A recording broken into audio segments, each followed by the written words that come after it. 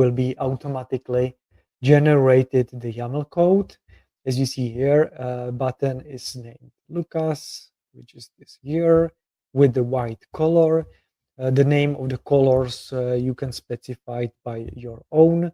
In the future, will be also possible to use the hexa if it's much more native for you, and everything like the dimension, fonts, positioning, it's everything will be here. So currently, as I said, it's as a demo. So if I just, for example, use, I need a combo box with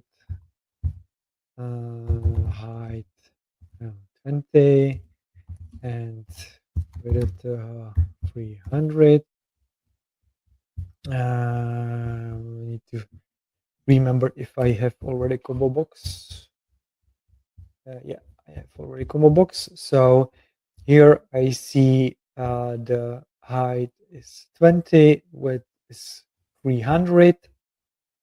And if I use, for example, a different prompt, which is already prepared, so I can see in this one that I want to use font outfit with the font size 25 pixels, should have the white color and slate blue background with 300 width and 500. And it's automatically, as you see here, generated the font outfit with the height and width and positioning for X and Epsilon axis. So, and this is like the real demo for which will replace the old, for me, old-fashioned style, which will coming soon in every company where we will use the AI chat. So therefore, for now, it's important to understand of your prefixes, but still saves you a lot of time to exporting and importing. But in future, you will not need it to remember any prefix, because will be automatically generated by AI chat.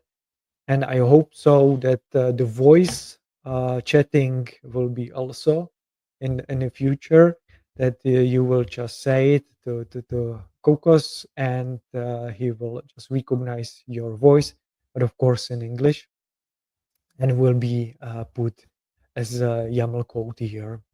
So this is the future of the creating new designs. So therefore, I mentioned that redesign is really for me in future useless, because you have already information how this will look like, and you can just write it here, compose your design, export to Power Apps, and just only attach your background from the Dataverse, SharePoint, or another database, your data to your design screens in Power Apps. So this was about the Cocos. I hope so you liked it, and the future will be really interesting for the every Power Apps developer and designers. So do we have any questions?